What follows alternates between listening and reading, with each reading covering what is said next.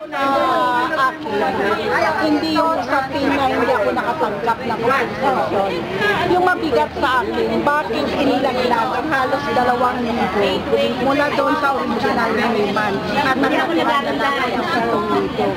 Una, sinong nagdesisyon? Ang sinasabing batayan, hindi nakapag-file noong 1999. Iba-ibang kondisyon noong 1999, nag-iba yung address, hindi na nalaman.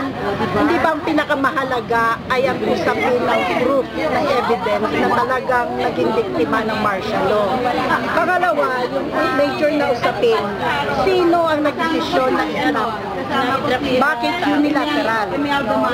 At bakit hindi inilalabas ang mga listahan ng makakatanggap talaga para may public na information? Pangatlo, ang pumapasok sa ulo ko ngayon, kung mas konti ba ang mag-claim, mas malaki ang percentage na mapupunta doon sa mga lawyers. Pang-apat, nakikita ako sa usapin ng pera. Hindi lang ito usapin ng pera usapin ito ng recognition kung sino talaga ang naging biktima ng martial law. At panglima, ang settlement ay hindi na makahulugang, hindi na tayo maghahabol para ma-prosecute at maparusahan ang mga Marcoses kaugnay ng violations ng human rights. At pang-anim, lalong-lalo ka na hindi kami papayag na maibiging sa libingan ng bayani si Ferdinand Marcos. Hindi sapat ang 1,000 dolyar para ipalit ang mga victims ng human rights sa panahon ng martial law. Ang usapin ng justice. Kung may compensation, it should be compensation with justice. Ano ang plano ninyo at ano ang recommendation mo sa mga grupo katulad ng SENPA para mabigyang mahusay na settlement itong issue?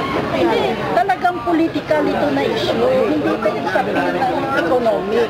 Para naman tayo mga kabilan na mamalimos Actually, marami dito. Nag-file lang ng claim. Nung nagkaisa na magsisilak tayo, tandaan ko yan, sa St. Teresa's, marami kaming pumunta doon kasi hindi namin kaya na makita na buhayin ulit ang blood na tayo. Nakapagpipinsin sa amin noon na magawa ng case ay dahil nagpapagpapabi, we have to prove that there were thousands of victims. So sabi nito ng political. Ngayon, ang ginawang compensation ay ginawa ng usapin ng economic. So, pamatang baka ang hawak ay ang mga abogado. Lalo na si Smith, kailangan niya may paliwanag ano yung dahilan. Ang sabi niya siya lang may hawak ng listahan. What is the right? To give the final say who were the victims and who were not during martial law. Grabe, yan na.